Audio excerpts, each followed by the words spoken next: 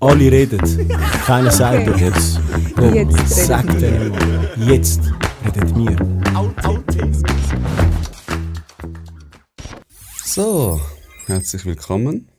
Neuer Tag, neue Folge. Jetzt redet wir. Heute mit der Zaira. Hallo. Hallo Zaira. Magst du dich vorstellen, etwas, was du super gerne machst? Ja, genau. Ja, ich bin Zaira. Ich bin eine ehemalige Arbeitskollegin von dir. Wir kennen uns vom Arbeiten. Ich bin Psychotherapeutin, Mami, Städterin, wohne in der Stadt, fahre Velo. Ah, du bist einer von denen. Gehst du auch an Demos? Nein. Nicht? Das nicht. Ich habe zu lange am Helvetia-Platz gewohnt und alles mitbekommen. Mhm. Velodemo.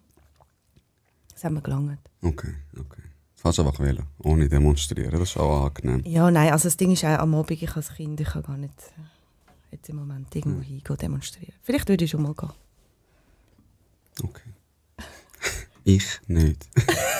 Bist du der Auto? Ich bin auf Autopartei? Auto. Ich bin Autopartei. Ich gehe überall mit dem Auto hin. Ausser natürlich, man kann laufen. Ich fahre einfach super ungern ÖV. Ja, ich auch. Velo ist besser. Gell? Eben, so die Energie von all diesen Leuten irgendwie müssen aushalten, wird mir dann ab und an zu viel. Mhm, das verstehe ich. Gut, hätten wir das mal geklärt, wie wir uns fortbewegen. Hey, wir haben das mega lange nicht gesehen. Mega lang, viel zu lang. Viel zu lange nicht gesehen. Wie lang? Hey, wann bist du gekommen? Also Im Januar 19. Januar 19. Eben, also wir haben in der gleichen Psychiatrie gearbeitet. Du bist dann gekommen als Psychologin in unser Team. Ich bin Pflegefachmann.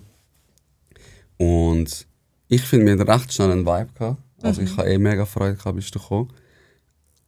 Ich glaube, dann bist du ein Jahr, plus minus. Hey, 11 Monate. 11 Monate. Hast du es nicht mehr ausgehalten? Ich hatte auch immer das Gefühl gehabt, also eben, wir haben auf der Akutpsychiatrie gearbeitet, das ist ja so Schwerpunkt Sucht, psychotische Leute und all das Zeug. Ich habe das Gefühl gehabt, das ist zu wenig therapeutisch für dich gewesen, oder? Genau. Also, nochmal zurück zum Vibe. Ich bin mega froh, dass du da warst. Du bist wie so, du hast einfach wie so einen Bezug hergestellt. Zu mir, aber auch zu allen anderen. Oder? Ja. Du bist mega so ein Herzensmensch, mega schön. Danke. Und genau, und der Job an sich, ich habe es wie unterschätzt. Ich habe es unterschätzt. Ich habe es nicht mehr vertraut. Also den Vibe habe ich nicht mehr vertraut. Also die geballte Ladung an Gewalt, an Zwang. Und ich habe das Gefühl, ich bin nicht zu Diensten mit dem, was ich weiß und kann, sondern ich bin nur irgendwie mal dort, mal da. Und das es ist einfach nicht gut gewesen für mich. Ja, ich finde, akut ist auch so etwas. So, eben, du gehst immer nur Brandherde löschen, aber kannst dann irgendwie gar nicht mit dem Patienten arbeiten oder mit der Patientin. Was hat denn der Brand ausgelöst? Oder was können wir dann machen, um irgendwie Vorkehrungen zu treffen, dass es wieder nicht mehr passiert?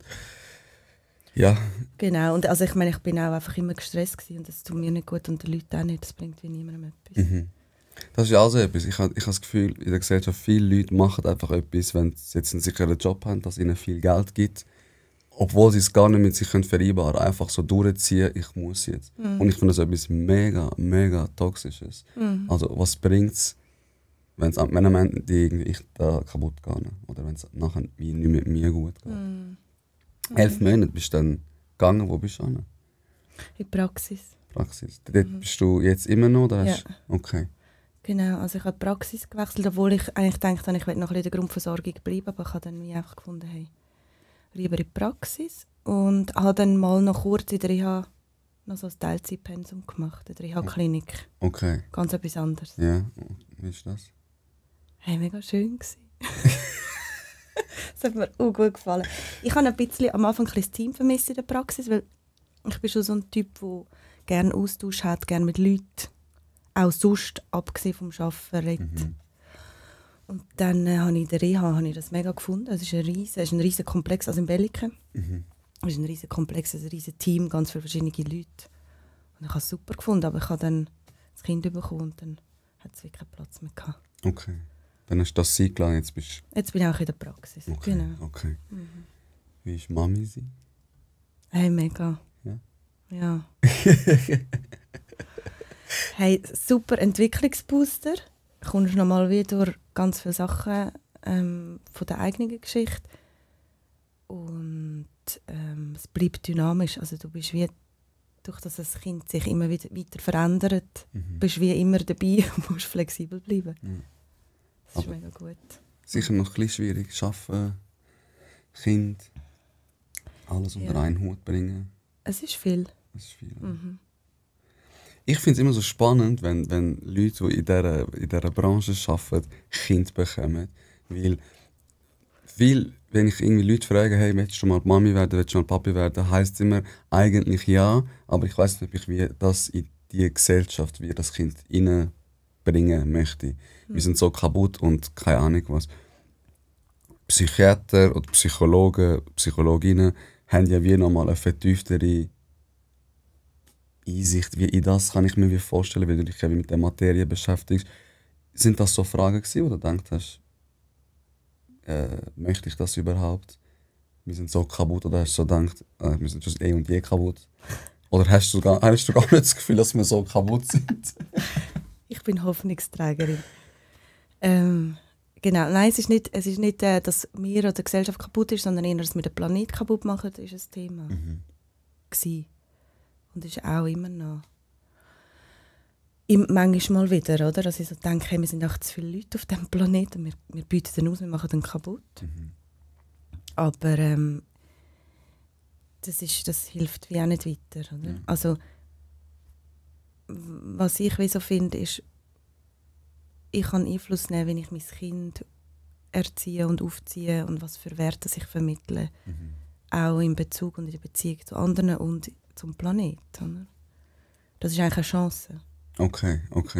Finde ich, so sehe ich es. Ah, ja. Okay, der ist eigentlich um.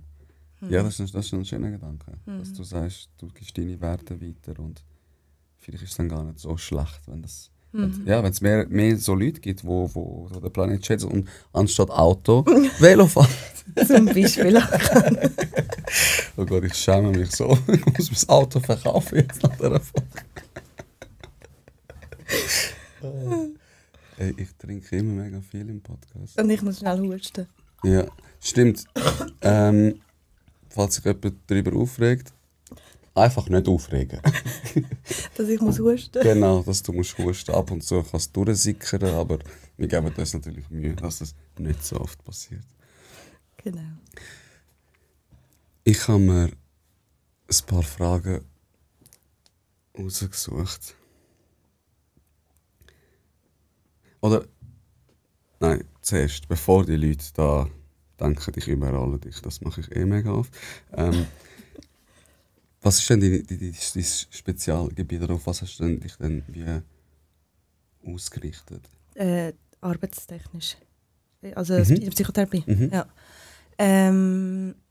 Ich mache integrative Körperpsychotherapie.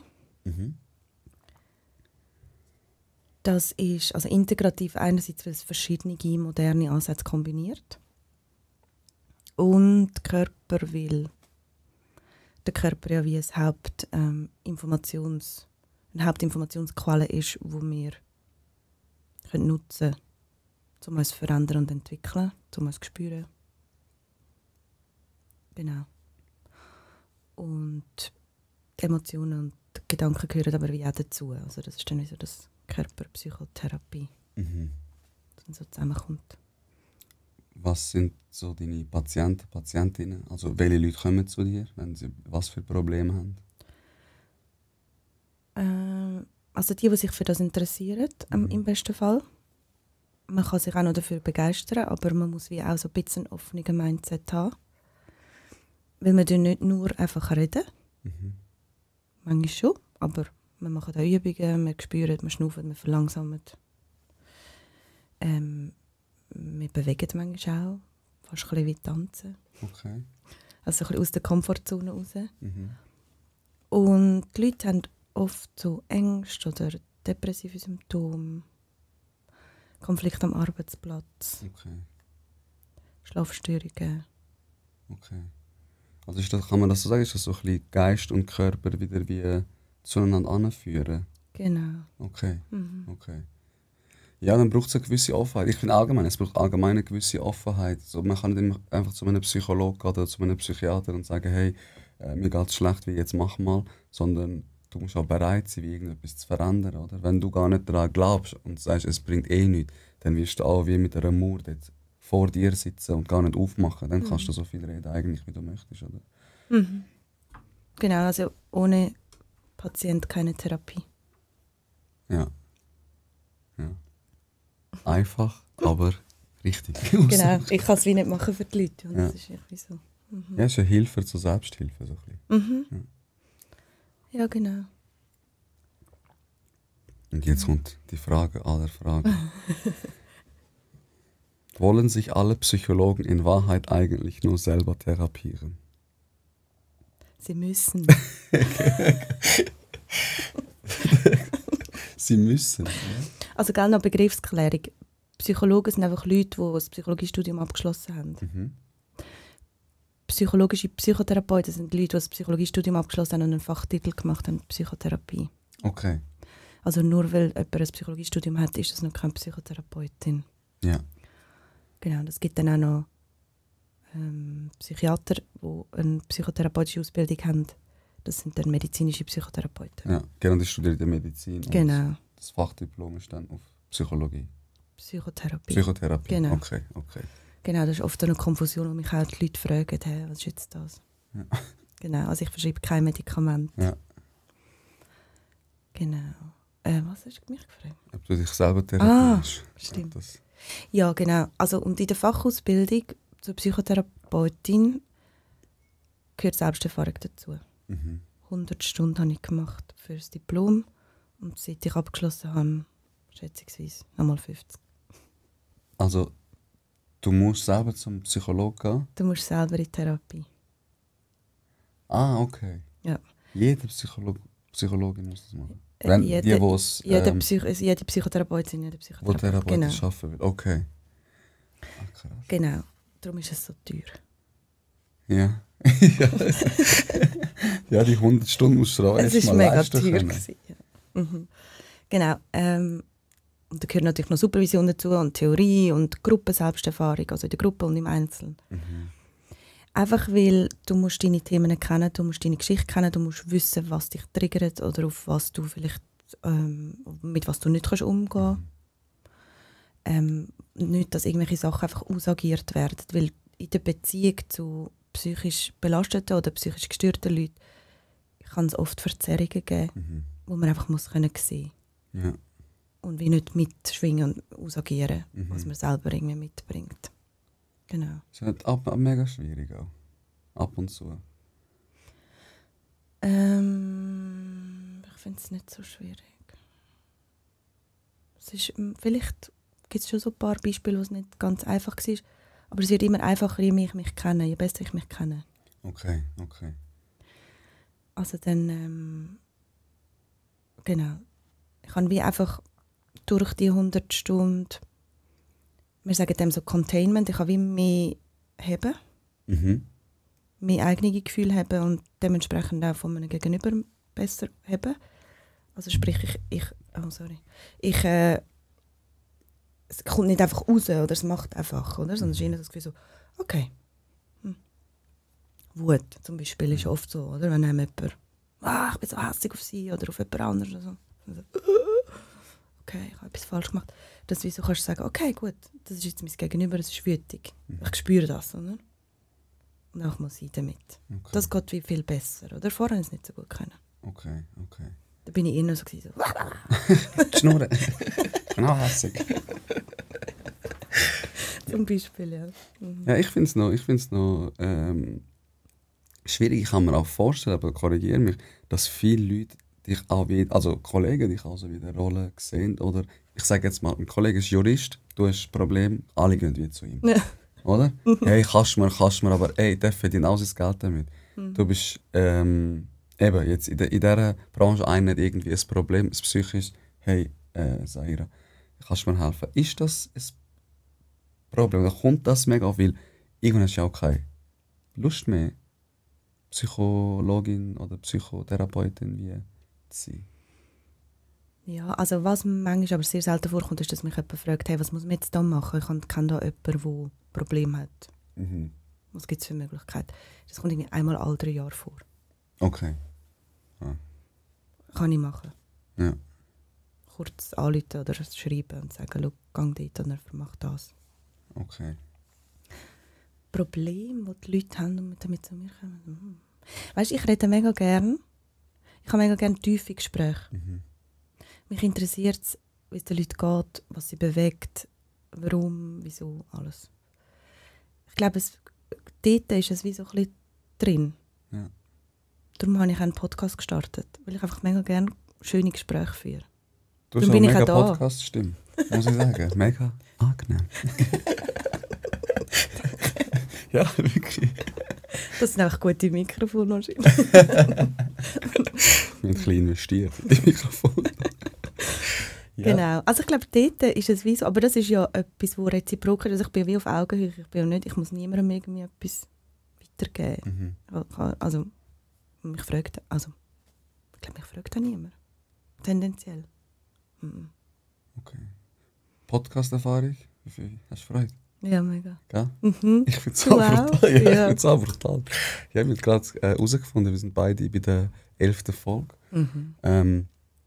Möchtest du ein bisschen erzählen, was machst du für einen Podcast? Wer sind deine Zuhörer? Oder wenn du jetzt Werbung würdest machen für deinen Podcast? Also, den Podcast mache ich mit einer Kollegin, die mit mir die Ausbildung gemacht hat. Und wir reden miteinander über Psychotherapie, also mit anderen Leuten, die alternative Therapie anbieten. Weil mich das interessiert. Wie arbeiten andere Leute mit den gleichen oder ähnlichen Themen wie wir oder aus dem Alltag und kommen auch zu einer Lösung. Und es gibt wie auch manchmal so Kombinationen von Sachen, die mega hilfreich sind. Also wenn jemand eine Psychotherapie macht und aber auch noch irgendwie eine Atemtherapie macht oder Yoga oder sonst irgendetwas oder chinesische Medizin, dann kann das eine mega gute Kombi sein. Und das Ziel ist eigentlich, wie so, das wie so ein bisschen zusammenzuführen. Verschiedene Therapiemethoden, Okay. Leute, die mit Leuten arbeiten, die Erfahrungen gemacht haben, die auch helfen können bei jeglichen Themen vom menschlichen Leben. Und dann redest du mit denen und die Zuhörer können so wie denken, hey, ich habe das wie noch nie gemacht, Atemtherapie. Also, und dann redest du mit einer Kollegin drüber und die denkt sich, hey, wieso nicht, ich probiere es. Genau, zum Beispiel. Okay. Mega schön, ja. Ich finde allgemein Podcasts schön, wo nicht einfach nur geredet wird, sondern wo, also einfach geredet, ich sage jetzt mal über Gott und die Welt, über Luft und Wasser, sondern wo man sich auch wie etwas rausziehen kann. Was lachst du? Über Luft und Wasser. Ja. Und dein Podcast heisst Herz. Herzwärts. Wir blenden es da ein und einmal da und einmal da. Wo kann man es hören? Überall, was es Podcasts gibt. Überall. Spotify, Überall. YouTube auch? Nein, wir haben kein Video. Ah, okay. Nur Audio. Okay. Bewusst? Ja. Findest du unangenehm? Das kann man. Nein, also vielleicht nachher, wenn ich es schaue. Nein. Hey, gestern hatte ich Besuch gehabt. Dann hat mir eine gesagt, also hat sie mir gesagt, hey, zeig mir doch deine beste Podcast-Folge, schauen wir es doch zusammen. Und ich habe gesagt, nie im Leben, lieber verbrenne ich. Als dass es cringe mich doch voll rein. Ich schaue mit dir wie im Podcast, also wir hören mich an. Das ist doch voll komisch. Nein, das kann ich nicht. Sorry. Hä? Ich zappel immer so um und tätsche das Mikrofon. Ah, das ist schon gut. Die Leute sind sich das gewohnt. Gut. Ja, also hast du es dann nicht gemacht? Nein, ich habe gesagt, nein, wir können alles schauen. Ich kann alles schauen, aber kein Podcast von mir. Nein, ich finde das... Sorry, also es ist ja mega narzisstisch so. Ja, schau mal, voll geil. Nein. Ja, musst schon ein bisschen, wenn du dich zeigst, oder? Ja, Und dich verkaufst. voll. Darfst du auch. Ist ja gut, das ist ein cooler Podcast. Danke vielmals. Merci vielmals. Ja, aber ich muss nicht... Keine Ahnung, mit einem Date dort sitzen und meinen Podcast anschauen. Also sie kann es auch alleine schauen. Eben, eben. Das kann sie. Ich habe ja gesagt, du kannst allein schauen, schau, da ist der QR-Code, kannst scannen. Linktree ist auch rum. Aber nein, das mache ich nicht. Aber es ist schon komisch. Ja. Sich sehen oder auch dich hören. Also viele haben auch mega Mühe mit den Kopfhörern. Ui, wieso hast du mir nicht gesagt, dass ich meine eigene Stimme höre? Aber gehört dazu. Ja, wir sagen dem Speed Limits. Du kommst ein bisschen aus der Komfortzone raus und dann limitierst du dich so. Nein, das machen wir doch nicht. Da bin ich mal. Da bist du. Scheiß auf euch. Hey, ich habe ein paar Fragen noch. Also, das ist etwas, finde ich, da ich respektiere das, wenn man auch keine Antwort geben möchte. Aber ich finde es so spannend, es ist ja sicher auch Thema Suizid. Ist ja. Also viele Leute sind wahrscheinlich Suizid. Ist das mal vorgekommen, dass sich auch jemand suizidiert hat, wo man irgendwie lang betreut? Hey, ich habe mega Glück, mir ist es fast nie passiert. Okay. So lange. Genau. Ich habe wirklich Glück. Mir ist es, glaube ich, in meinem ersten Praktikum passiert, aber da hatte ich nicht mega nahen Bezug gehabt. Genau. Ich hatte im nahen Familienumfeld einen gehabt. Das ist aber länger her. Und, also es ist dann privat und dann vielleicht noch so 1-2 Mal. Okay.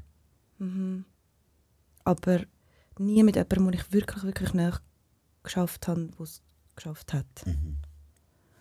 Finde ich ein schwieriges Thema.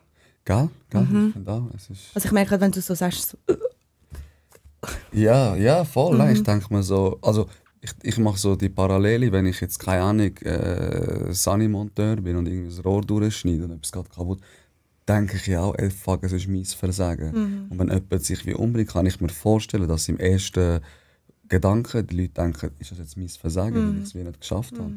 Und dann wieder weiterhin den Job machen. Oder sich dann auch sagen, also es ist ja so, es hat ja nichts mit der Psychotherapeutin zu tun, es hat ja auch nichts mit dem Psychiater zu tun. ja, es kommt schon ein bisschen darauf an. Weißt, es gibt ja schon, man hat schon einen gewissen Einflussbereich und den muss man schon anschauen. Also vor allem auf die Akute, oder? Ja. Hast du Aufsichtspflicht, du musst irgendwo die Menschen möglichst gut schützen. Und das musst du anschauen. Finde ich. Schlussendlich kann man nicht, man könnte die Menschen nicht ändern, oder? Wenn sich jemand will suizidieren, dann will er das. Genau. Und das, die Handlung an sich kannst du ja wie eben, kannst du nicht verhindern. Manchmal kannst du dich ein bisschen aufschieben und dann kannst du wie noch dazwischen kann etwas passieren, was vielleicht ein bisschen stärkender ist. Aber wenn es jemand wirklich will und dann macht, dann kannst du nichts ändern. Dann kannst du dir auch noch so viele Vorwürfe machen. Oder? Das ist wie klar, das bringt nichts. Aber es gibt schon so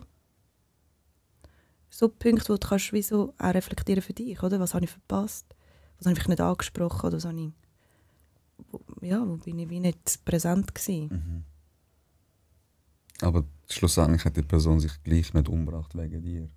Nein. So, weißt du, das meine ich. Ja. Es ist so wie, du bist ja nicht Ursache. Es ist, ja, wie du sagst, da hast du vielleicht etwas können fragen, was du nicht hast. Oder man ist auf das dann eingegangen, man hat das nicht rausgespürt. Aber die Person entscheidet sich ja dafür, das zu machen. Und da hast du ja wie.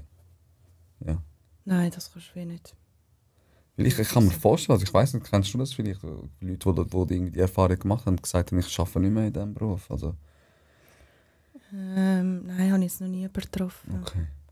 Aber gell, von den psychologischen Psychotherapeuten arbeiten auch wenig so in der Grundversorgung lang. Und ich glaube, die bleiben, die mögen es wie, die können es wie handeln. Die können es ausbalancieren. Und alle anderen sind weg. Wie ist es denn bei dir? Du hast wahrscheinlich auch ein paar erlebt, oder? Suizid, ja. Ja. Dort, wo wir zusammen gearbeitet haben, auf der Abteilung, habe ich einige erlebt. 6, 7. So. Im Gefängnis hat es mal jemand probiert, also wirklich massiv aber auch, wo sich in Flammen gesetzt hat. Das war mega crazy. Nein, aber ich bin da auch nicht so, ich bin jetzt schuld dran oder klar, das, was du sagst, ich hätte das vielleicht besser machen können, das hätte ich vielleicht wie nachfragen, aber ich finde es auch mega schwierig, in einem Zwangskontext zu arbeiten und ja, das wir können zu eruieren, ist das jetzt irgendwie einfach appellativ, ich sage das nur, oder ist das wirklich auch ernst gemeint? Ich muss auch sagen, also ich muss ein bisschen ausholen, wir haben im Gefängnis haben wir ja keinen Psychiater, der Zwangsverordnung kann, also Zwangsmedikation kann verordnen. Das heisst, wenn jemand psychotisch ist und sagt, ich nehme meine Medikamente nicht, dann nimmt er sie nicht. Ja. Und dann rufen wir an und du weißt, wie es ist. In der Klinik rufen wir an, hey, der nimmt seine Medis nicht. Das ist Vorgeschichte, langsam steigt er verkennt Leute. Hat er dann etwas gemacht? Nein, aber nein, dann können wir ihn nicht aufnehmen. Also. Für einen stationären Aufenthalt. Genau. Und dann wird es schwierig, weil was soll ich in ein ISO tun? Das bringt ja wie auch nichts. Ich sage immer, jemand, der sich wirklich suizidieren will, oder das wir verkennen, der schafft das auch in einer Isolationszelle. Also klar, der Weg ist wie noch mal ein bisschen makaberer, sage ich mal. Aber wir hatten auch eine gehabt, die hat sie kontrolliert, alles weggenommen. Und dann hat sie sich da reingebissen, da beim Handgelenk. Und ganz, also wirklich alles rausgerissen. Ich meine, die Courage musst du erst mal haben. Und ja, es ist irgendwie fast verblutet dann. Und eben, sie hat jetzt kein Messer oder keine Ahnung, irgendwas wie gehabt. Und ja. Gell, das ist ein kleines heikles Thema für einen öffentlichen Podcast. Ich weiss nicht, ob es gibt so Studien, dass man, wenn man über Suizid öffentlich redet, dass es dann kann sein, dass die Rate aufgeht. Darum tut man das ein bisschen vermeiden, medial. Okay. Weißt du, über die ganz genauen Handlungsabläufe zum Beispiel zu reden. Oder Okay. so. Das ist so ein bisschen heikel. Darum. Entschuldigung an dieser Stelle, das ist kein Aufruf. Macht das nicht. Nein, aber ja, macht eigentlich Sinn. Ja. Oh yes. Ja. Aber ja, also genau, also über das Thema an sich darf man schon reden, einfach über, ich glaube, so Details. Ja. Also, und du sagst, wieso sie machen es sowieso? Ja, ich finde es einfach mega schwierig. Ja, jetzt muss ich mega vorsichtig sein, was ich sage. Sorry, habe ich dich zensiert? Ja, nein, das ist schon gut. Zensuriert. Das ist schon gut. Darum haben wir ja jemanden da mit dieser Fachexpertise. Nein, ich denke mir, wenn auch jemand davon überzeugt wie ich, dann wenn es nicht aus dem Affekt ist, sage ich mal. Aber eben, jetzt versuch mal herauszufinden, ist das jetzt aus dem Affekt oder nicht. Aber wenn es aus dem Affekt ist, dann kann man sicher intervenieren. Dann finde ich auch gut, man sollte sich auch Hilfe holen. Aber ja, in einem Gefängnis ist es ein bisschen schwierig, sage ich mal. Hey, aber für die Psychiatrie ist es auch mega schlimm. Also weißt du, strandet alle dort, oder? Was machst du mit den Leuten aus dem Gefängnis? Das Problem haben wir nämlich auch gehabt, als wir zusammen geschafft haben. Haben wir auch gehabt. Wir haben ja ab und an auch Leute vom Gefängnis bekommen. Das ist ja auch so. Also dort finde ich wirklich so, Psychiatrie ist einfach der härteste Job ever. Ja, es ist, wie du sagst, Auffangbecken für einfach alles. Für einfach alles und du musst jetzt einfach reagieren können. Und ich meine, es ändert sich so schnell. Ich meine, der Kunde hat irgendwie ein Wehwehli, der möchte sich umbringen, und jeder Kunde, und du musst dich nicht verstellen, aber du musst wie immer eine andere Maske anlegen. Mit dem redest du wie so, mit dem redest du eher mit «spürst mich, fühlst mich», weil die Person das braucht. Und Akutpsychiatrie, ich will nicht zu gross reden, aber würde ich glaube auch nicht mehr arbeiten.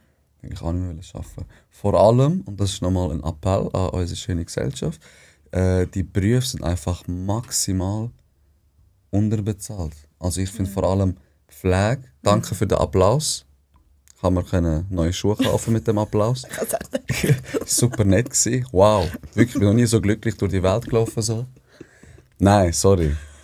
Also lieber hättest du nichts gemacht als applaudiert. Nein,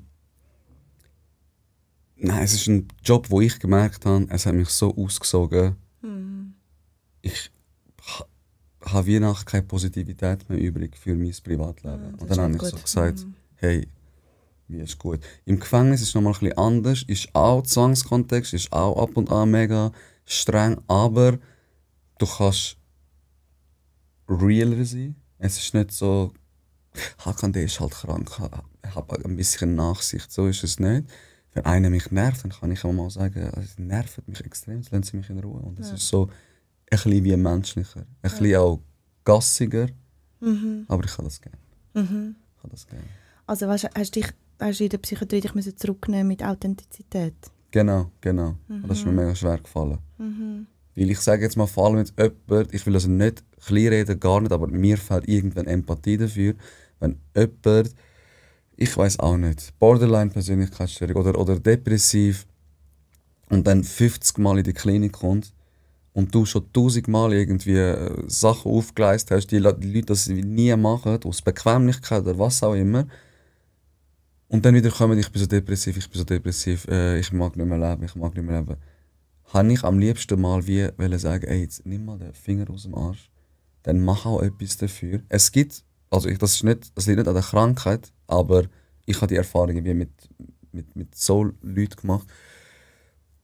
Dann kann ich irgendwann wie, also was soll ich noch machen? Einfach also weil du auch wie die Erwartung gespürt hast, dass du etwas müsstest machen. Genau. Es ist so wie Verantwortung, die dir abgeben. Ich bin da, oder was auch so etwas ist, in der Psychiatrie darf ich ja krank sein.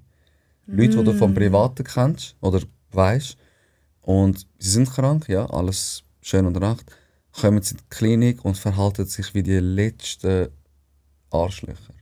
Arschlöcherinnen.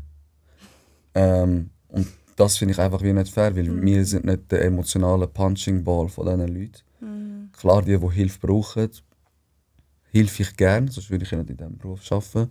Aber ja, Authentizität hat mir wirklich gefällt und darum. Ich habe noch meine Firma dann gemacht, Spitex, das hast du ja noch mitbekommen. Und hast du mir gar nicht gesagt, dass du aufgelöst hast? Ich hatte dich immer auf meiner Homepage gehabt. Was? Scheiße.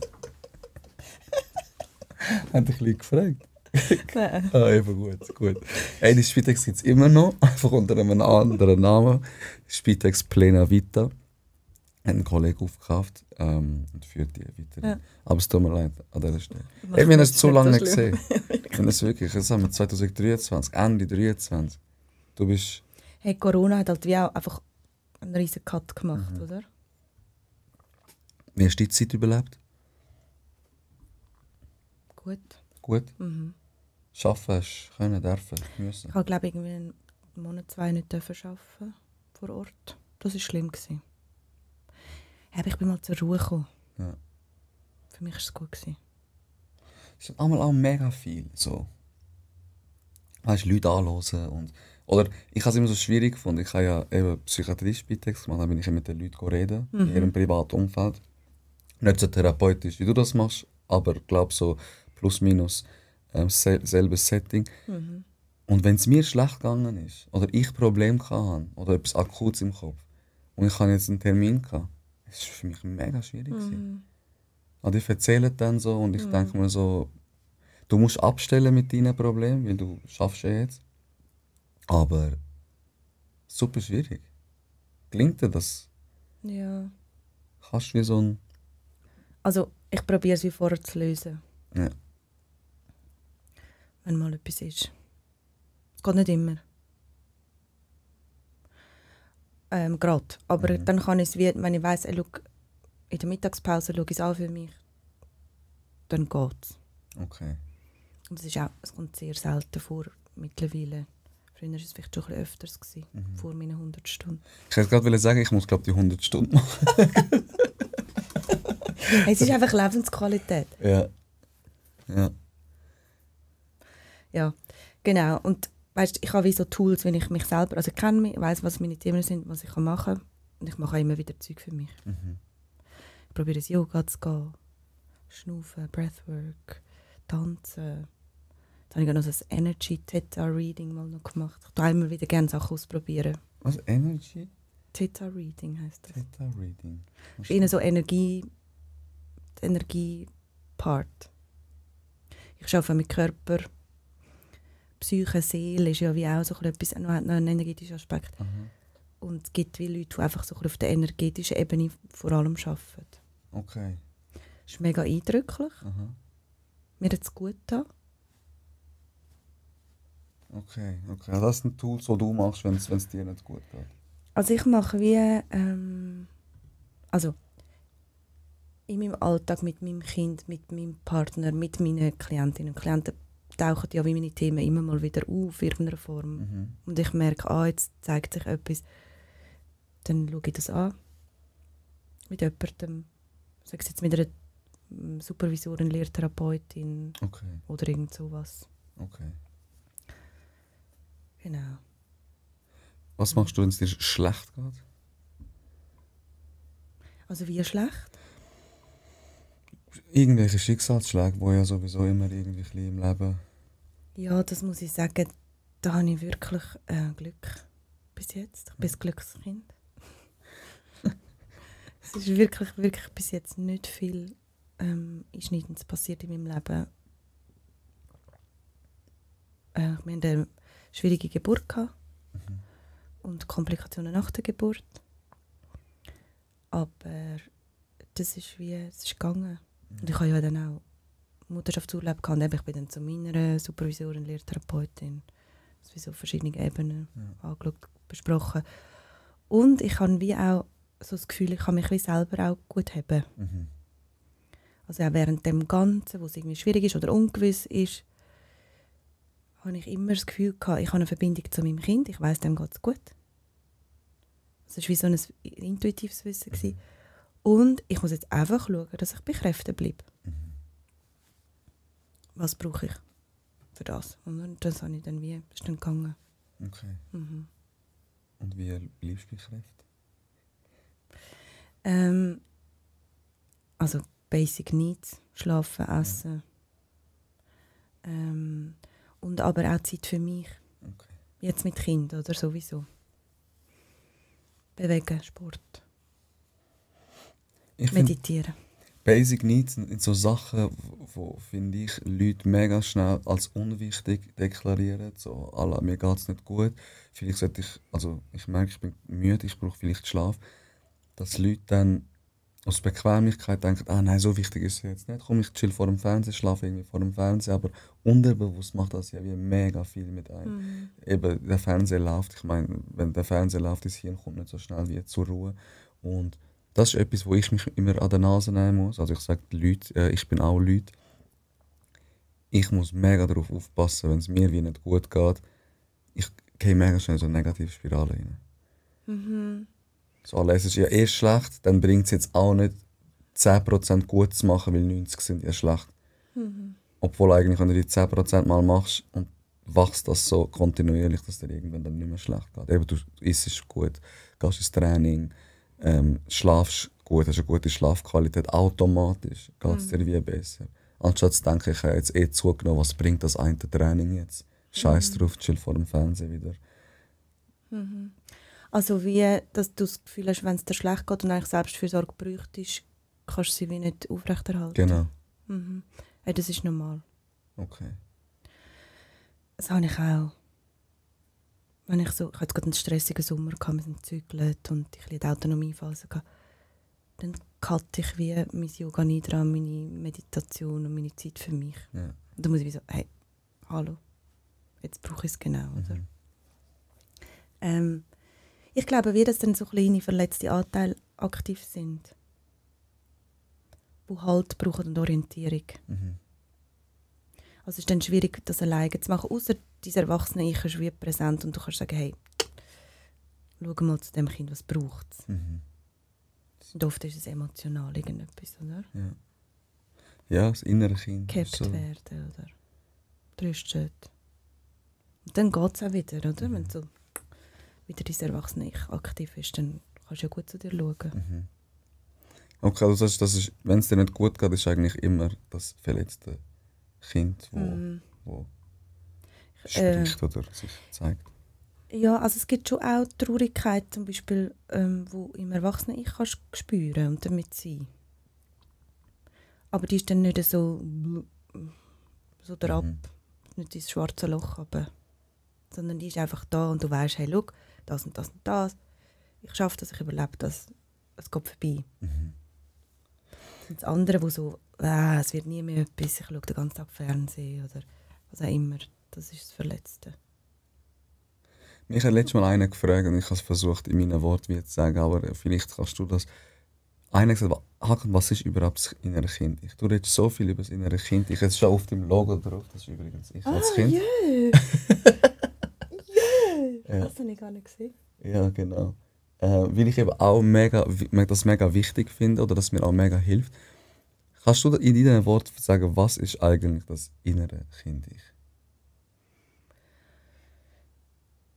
Ja, ich finde, man kann wie verschiedene Bilder dafür entwickeln, aber das innere Kind ist, finde ich, ganz ein schlüssiges Bild. Mhm. Im IBP, also in meiner Körperpsychotherapie, reden wir von verletzten Anteilen. Mhm. Also eigentlich kann man wie sagen, jeder Mensch hat ein wahres Ich, einen Selbstkern, so wie wir wirklich sind, im Hier und Jetzt. Und jeder Mensch hat in der Lebensgeschichte, in der frühen Kindheit oder auch in der Schulzeit, Jugend Verletzungen erlebt, die sehr prägend sind. Mhm. Und je nachdem kannst du zum Beispiel sagen, wenn du im Alter von 3-jährig irgendwie Verletzungen erlebt hast auf der Beziehungsebene, emotional, dich allein gefühlt hast zum Beispiel, dann kann man wie sagen, der Anteil, der 3-jährige Anteil, den hast du wie mit dabei, Okay. wenn du älter wirst. Also das heisst, es gibt wahrscheinlich wie so einen inneren Anteil, ein verletztes Kind, das 3 ist, Mhm. das aus dieser Zeit kommt. Ist das irgendwie schlüssig? Ja, nein, es macht Sinn. Es macht Sinn. Also man kann wie auch sagen, verletzte Anteile, die in verschiedenen Lebensalter, also Verletzungen, die in verschiedenen Lebensaltern passiert sind, trägt man wie mit sich. Mhm. Oft sind es aber eigentlich die gleichen Sachen. Okay. Und man kann auch dem entgegenwirken. Ja. Und was ist jetzt die schlauste Therapieform, wenn jemand, sag mal, Trauma da erlebt hat? Mich haben letztens mehrere Leute haben mich gefragt. Ich habe wie Sachen, die ich verdrängt habe. Es gibt Sachen, wo ich mich gar nicht mehr erinnere. Ich merke aber, umso älter ich werde, dass es Sachen aus der Kindheit wie sind, die sich jetzt so wie zeigen.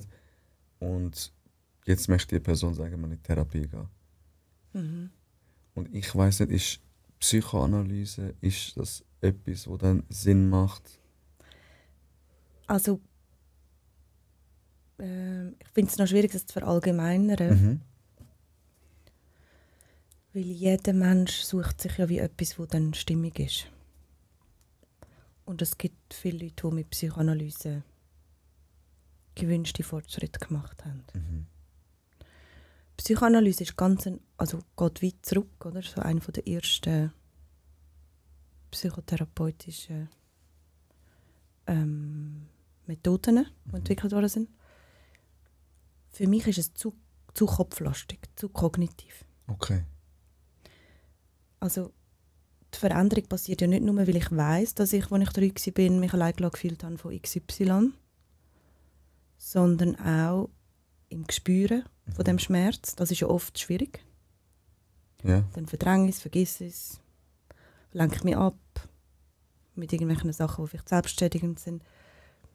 Und das Gespüren kann dann wie auch dazu führen, dass du merkst, was es eigentlich braucht. Und dort habe ich wie so das Gefühl, kann eine Veränderung passieren. Auf der Verhaltensebene dann auch.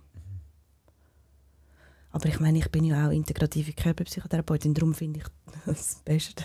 Ja, nein, aber ja, macht ja auch Sinn. Ich finde ja auch unser Gefängnis am besten, weil ich dort arbeite. Genau, also darum, hey, such dir etwas, das dir zusagt. Mhm. Du kannst auch Klang-Healing machen oder Klanghealing. Sound-Healing. Was ist das? Oder Ist da ein Klangbett dort?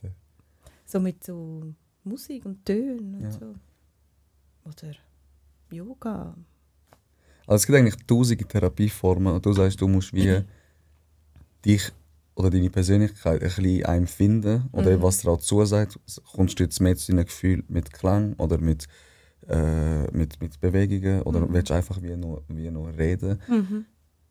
Ich glaube, das Wichtigste ist einfach offen sein, oder? Ja. Offenheit und sich selbst nicht immer so ernst nehmen oder nicht so, wie soll ich sagen, nicht ernst nehmen ist vielleicht das falsche Wort, nicht so hart immer zu sich sein. Also ich sage mal zum Beispiel, Männer, ein Riesending oder bei mir auch ein langes Problem, Ego. Also inwiefern? Ego im Sinne von, schau, ich bin mal zum Beispiel zum Psychiater gegangen, wegen dem Militär. Ich bin, ja. Und dann hat er wie ein Schreiben müssen aufsetzen, weil ich im Militär ein bisschen Probleme hatte. Auf jeden Fall hat der mir nachher gesagt, nach dem Gespräch, und ich muss sagen, ich habe so gedacht, was soll ich jetzt mit dem reden? Ich brauche doch keinen und er ist genau eben das gewesen, er ist Psychoanalytiker. Ja. Und dann hat er mir gesagt, nach dem Gespräch, 2 Stunden haben sie am Reden gewesen, Herr Kiran, ich fände es super gut, wenn Sie mal wie eine Psychoanalyse würden machen. Ich glaube, es würde Ihnen mega gut tun. Okay. Und ich habe gesagt, willst du sagen, ich bin krank oder was? So. Und ich muss sagen, das Gespräch hat mir mega gut getan. Also ich habe mich so auch mega gehört gefühlt, mega schön. Aber mein Ego ist mir voll im Weg gewesen, dass ich gesagt habe, mal mache ich jetzt. Also obwohl es mir eigentlich, verstehst du so die Ironie dahinter? Obwohl es mir gut getan hat, habe ich gleich gesagt, ich habe das Gefühl, ich brauche es nicht. Ehrlich gesagt. Aber was wäre jetzt so verkehrt dran gewesen? Vielleicht hätte ich ja wie 1, 2 Tools dazu gelernt oder mich besser kennengelernt, die mir können in schwierigen Situationen wie jetzt helfen. Keine Ahnung.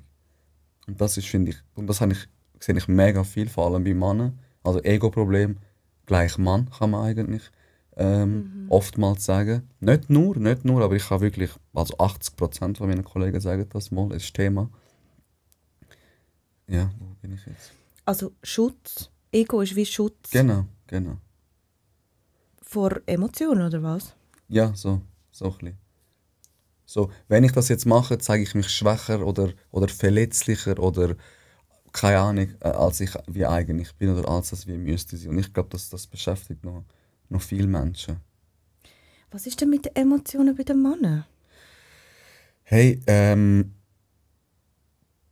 Emotionen sind auch mega angesehen mit mega vielen. Ne? Jetzt haltet dich fest und es sind auch erwachsene Männer, die sagen, hey, hübsch dich. Emotionen sind eher etwas für Frauen. Wie blöd das jetzt auch klingt, ich bin nicht dieser Meinung, gar nicht, verstehe mich nicht falsch, aber es ist ja in der Gesellschaft, wie so Frauen dürfen und sollten und wir entwickeln uns in eine Richtung, wo mehr Gleichstellung ist, da bin ich auch voll dabei, aber ein Mann sagt nicht so schnell, hey, das hat mir jetzt wie wehgetan. Oder hey, wenn du wie so redest, das verletzt mich im Fall.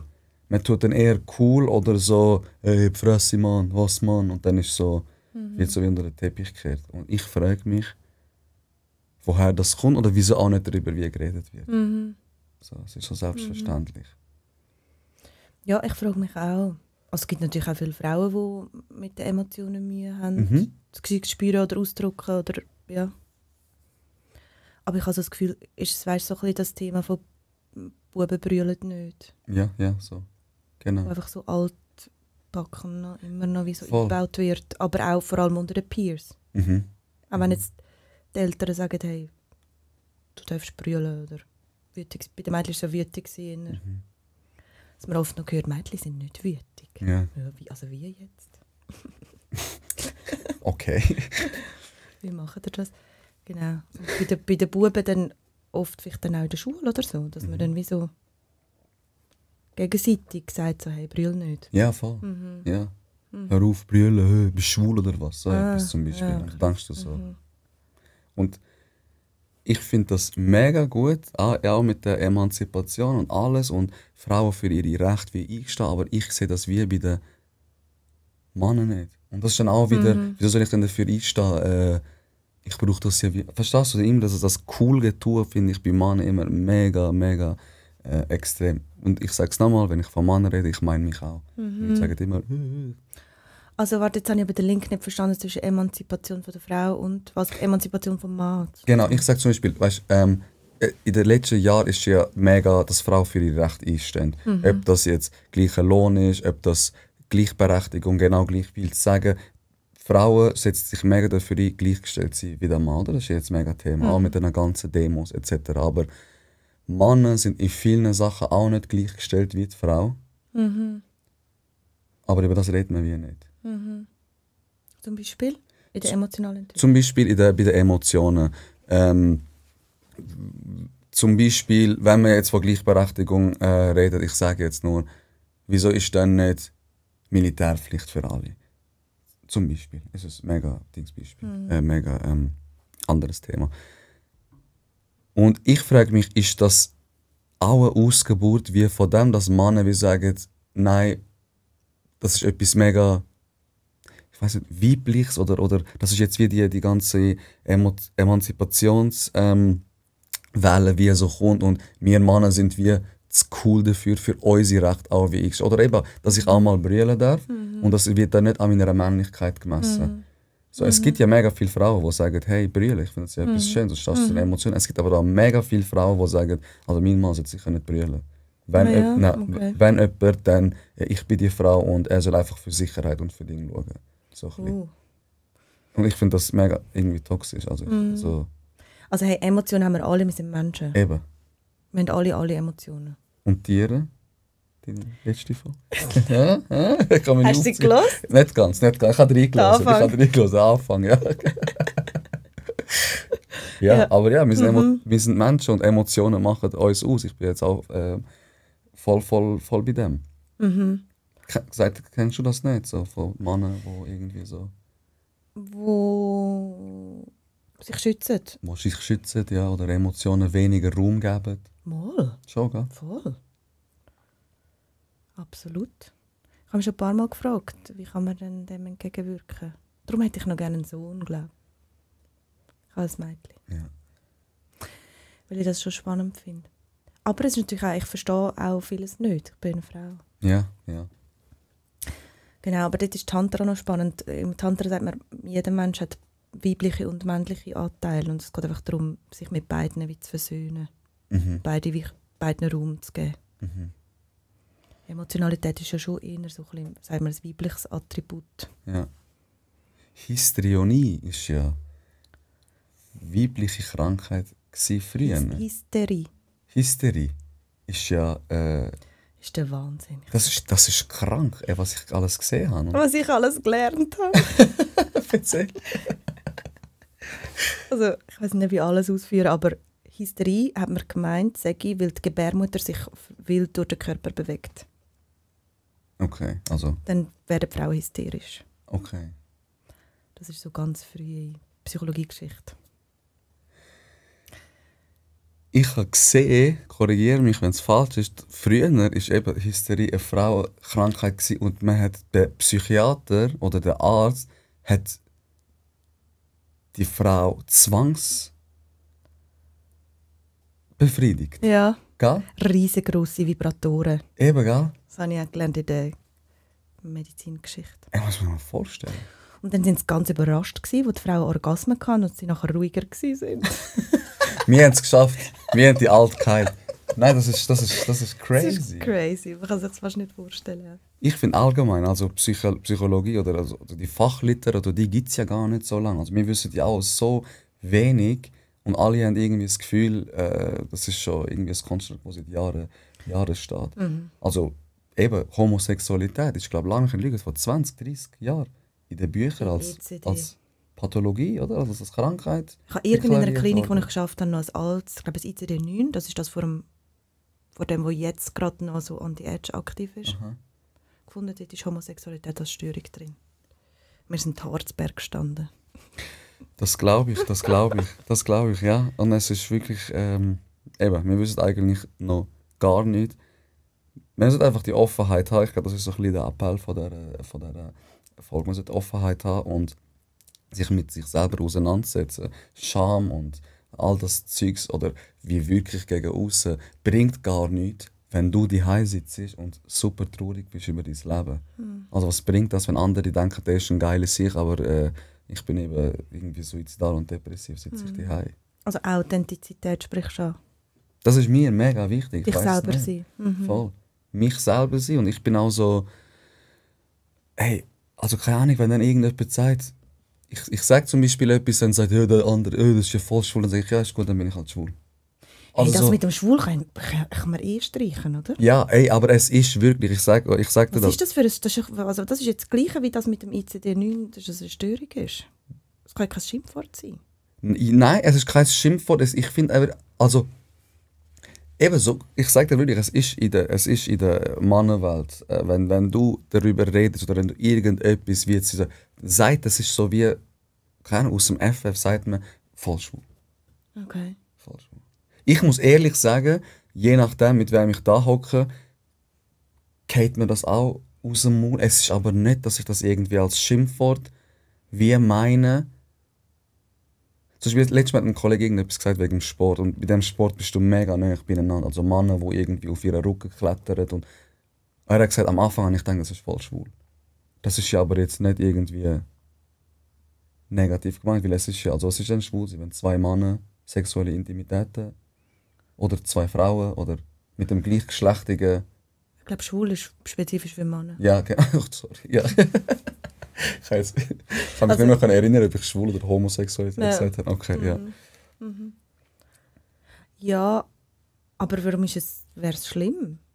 Wenn Nein. irgendwie zwei von diesen Männern schwul wären? Nein, null.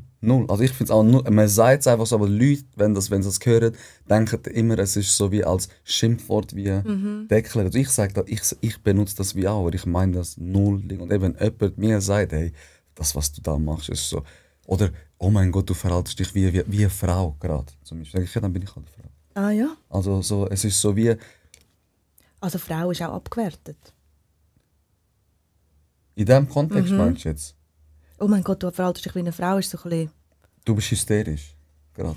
Deine Gebärmutter läuft Deine durch dich durch. Gebärmutter ist gerade bei deiner Schulter, ich spüre es.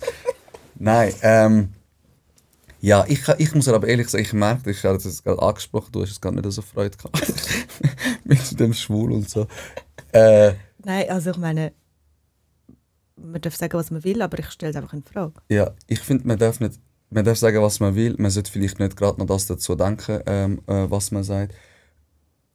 Heutzutage finde ich aber auch, du darfst irgendwie nichts mehr sagen. Jeder fühlt sich immer super angegriffen, super. Zum Beispiel, was darfst du noch nicht sagen? Letztes Mal, ich weiss, die Podcast-Folge hast du sicher nicht gesehen, weil sonst hättest du mich darauf angesprochen. Letztes Mal hat der Kollege mich gefragt, hey, mit 16, was hast du denn für Gedanken gehabt? Oder so.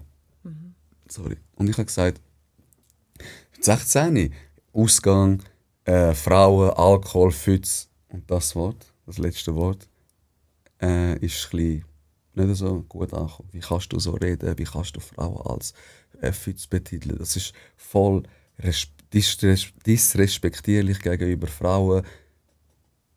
Aber keiner sieht, die letzten 10 Folgen sind mit Frauen, die ich aufgenommen habe. Verstehst du, wie ich meine? Wenn ich das wie sage, ich weiss, Wörter haben eine mega grosse Energie oder können Kraft wie mit sich ziehen. Aber nur weil ich das sage, heisst das jetzt nicht, dass ich irgendwie Frauen nicht respektiere. Hey, das finde ich jetzt im Fall nicht so schlimm. Oder? Ich überlege gerade, warum. Aber ich glaube im Fall einfach, weil mit 16 halt sehr geschlechtsteilorientiert warst vielleicht. Vielleicht ist es ja wirklich um die Vagina gegangen. Genau, nein, es ist darum gegangen, dass ich das Wort gesagt habe. Also, dass ich so wie gesagt habe, oder ein Synonym dann für Frauen, und was ich einfach finde.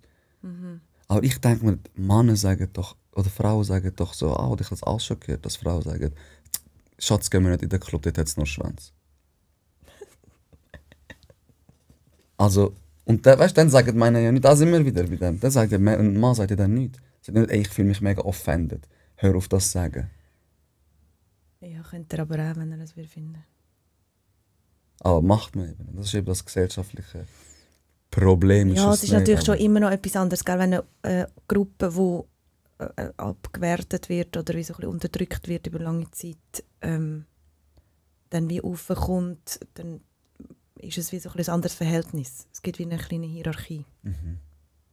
Aber das ist so akademische Ja, lassen wir bleiben. Stuff, wo ich ehrlich gesagt auch nicht mehr wirklich darin bewandert bin. Okay. Aber ja, ich finde, es kommt darauf an. Ich bin schwul, mit dem Schwul habe ich Mühe. Ich habe es gemerkt, Ja. an deiner Energie.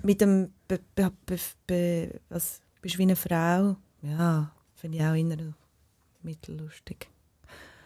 Das mit der F, ich hätte es noch lustig gefunden, wenn du gesagt hast, was hast du gesagt? Ausgang, Alkohol und Vaginas. Sag doch das. Ja, das ist schöner. Weil Nein. das F-Wort ist schon so ein bisschen, kann so ein bisschen abwertend tönen, aber ich finde eigentlich, also es ist eigentlich eine Bezeichnung für das Geschlechtsteil. Oder? Eben. Und ich bin nicht frauenverachtend, einfach. Aber die Sprache macht schon etwas. Hey, ich sag dir ehrlich, ich drücke mega viele Emotionen auch durch die Sprache aus. Also wenn ich mich aufrege, dann fluche ich wie der grösste Weltmeister. Das ist für mich therapierend. Also Ja, beim Autofahren zum Beispiel. ich auch. Ich fluche auch immer beim Autofahrkasse. Oder? Und wenn jemand das jetzt wie hören würde, was ich dort rumfluche, dann würde ich fix zwangsmediziert werden auf der Alkoholpsychiatrie. Ja, aber weißt du, solange es niemand hört, ist es wie egal. Ja, darum. Und einer mich Du darfst alles, wenn es niemand hört und du es nicht machst, das, was du sagst oder denkst. Eben. Darum reden wir jetzt in diesem Podcast drüber. Und versuchen uns natürlich auch ein bisschen zurückzunehmen mit diesen Wörtern. Weil unnötig Leute verletzen ist auch nicht meine Absicht. Es ist immer dann so der Disput Authentizität gegenüber Dingen. Aber ich meine, dann habe ich mich selber im Dunkeln gefragt, ich kann ja auch authentisch sein, wenn ich einfach ein anderes Wort dafür brauche. Ja, was könntest du anders sagen? Vagina zum Beispiel. Vulva. Ja, Venushügel. Vulva ist außen, Vagina ist innen. Vagina und Vulva. Man könnte auch sagen, warte, die Empfehlung ist jetzt, dass man es kombiniert und sagt Vulvina. Oh Gott, jetzt bekommt Panik da. Das Gesicht! Ja, das ist jetzt wie das, was ich mit dem Schwul gesagt habe, ist jetzt das bei mir. Nein, ich habe auch mega Mühe mit dem genderneutral reden. Bist du Mann, bist du Frau, bist du diverses. Letztes Mal hat mein Chef etwas gepostet, er hat seinen Hund müssen anmelden wegen Hundesteuern. Und dann ist gestanden, Geschlecht männlich, weiblich, diverses. Und dann hat er gesagt, hat er es gepostet gesagt, sorry, wie soll ich so eine Unterhaltung mit meinem Hund führen? Ob er sich jetzt als männlich oder... Ich finde, das ist ein bisschen wie... Ja, vielleicht gibt es auch Hunde, die geschlechtslos sind. Oder beides. Also vielleicht ist er auch ein Rüd, aber identifiziert sich als Hündin. Ja, Aber wie das tut er wird das schwierig. benennen? Aber es gibt sicher Menschen, die mit zwei Geschlechtsteilen Anlagen auf die Welt kommen. Voll. Hermaphroditen. Ja. Es gibt, glaube ich, zwei Bezeichnungen. Eunuch, ist das ein Eunuch? Nein, ich glaube, Hermaphroditen. Eunuchen sind die keinen Penis mehr Ja, haben. genau, ja. Nein, dann ist es das. Das haben wir früher irgendwie gemacht, oder? So viel Bestrafung. Irgendwie so. Also in Brasilien habe ich gesehen, machen sie das, wenn Leute verwünscht werden, die jemanden vergewaltigen. Für so Sexual... Sexualdelikt, dann schneidet man den ab Ui. und platziert den ins Maul. Und dann ist, ja. Nein. Wirklich, also man bringt die so um. Das ist Aber also Selbstjustiz. auf ja, der Straße. Selbstjustiz, ja. Nein. Also der Staat macht das, glaube ich. Nein, das kann ich mir jetzt nicht vorstellen. Kann ich mir nicht vorstellen. Oh Gott, brutal, aber ja, es gibt Sachen. Es gibt Sachen. Also hätten wir das auch noch geklärt mit den verschiedenen Geschlechtern. Ja, Ja, schwierig, ich bin nicht up to date. okay. Ja, wir können das so stellen. Ich habe ein paar Meinungen zu Transsexualität, aber...